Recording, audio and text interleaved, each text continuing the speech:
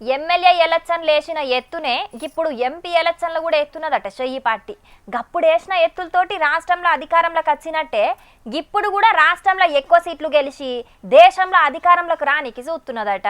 మరిగా ఎత్తేందో కొత్త ఇడిచిన లిస్టులో ఎవరెవల పేర్లున్నాయో ఓ పరసుకొని రాపోరే.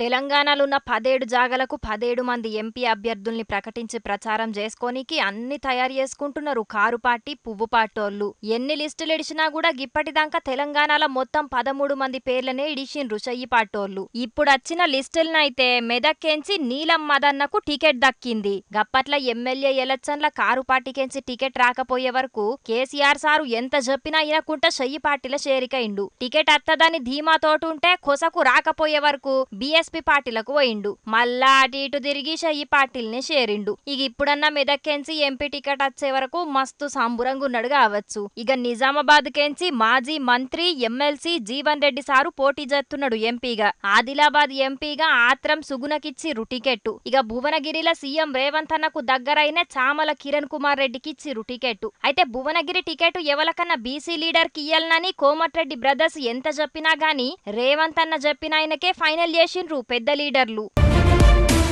ఎంత అప్పుగట్టినా మిత్తి ఇంకా మీదనే ఉన్నట్టు ఎన్ని లిస్టులు ఎడుతున్నా కూడా తెలంగాణలో ఇంకో 4 జాగలకు అభ్యర్థుల్ని ఫైనల్ చెయ్యలే షయ్యి పార్టీ. హైదరాబాదు, ఖమ్మం, కరీంనగర్, వరంగల్ జాగలు ఇంకా ఎందుకు ఫైనల్ చేస్తలేరో ఎన్నడు చేస్తారో గాని ఎమ్మెల్యే ఎలక్షన్ల లెక్కనే ఎంపీ ఎలక్షన్ల కూడా వరంగల్ అయినా కరీంనగర్ అయినా ఈ రెండిట్ల ఏదో ఒక సీటు మాకియ్యాలే అని అడుగుతున్నదట సిపిఐ పార్టీ. అయితే కరీంనగర్ అయితే అస్సలు ఇచ్చేదేలే అన్నట్టే ఓ పోస్ట్ పెట్టిండు మంత్రి పొన్నం సారు.